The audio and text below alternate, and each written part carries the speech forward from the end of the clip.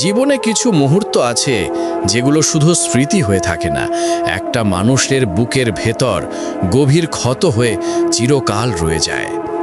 আমার জীবনের গল্পও ঠিক তেমনই, বেদনায় ভরা, কষ্টে গড়া আর অদেখা সংগ্রামে মোড়া এক পথ চলা। আমরা 6 ভাই বোন, 4 বোন 2 ভাই, আমি চতুর্থ। মধ্যবিত্ত পরিবারের মেয়ে, ছোট ছোট সুখেই খুশি থাকা ছিল আমাদের অভ্যাস। আব্বুর ছোট্ট মুদির দোকানের আয়েই কোনো মতে চলতো আমাদের সংসার। কিন্তু সেই ছোট দোকানের আড়ালে লুকিয়েছিল তার কত না কষ্ট, আমরা তখন বুঝতাম না। আব্বু চাইতেন শুধু একটা জিনিস, আমার বাচ্চাদের লেখাপড়া যেন থেমে না যায়।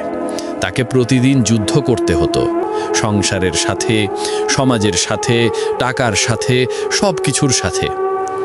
কিন্তু তার থেকেও বড় কষ্ট ছিল আমাদের চাচাদের লোভ।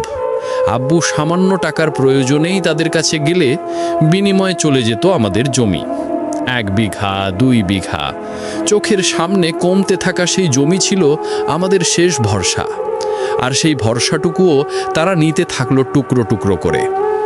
তবুও আব্বুর চোখে ছিল এক অদ্ভুত দৃঢ়তা, বাচ্চাদের ভবিষ্যৎ ভালো হবে। আমরা ভেবেছিলাম সব ঠিক হয়ে যাবে, কিন্তু জীবন কখনো কখনো এমন ঝড় আনে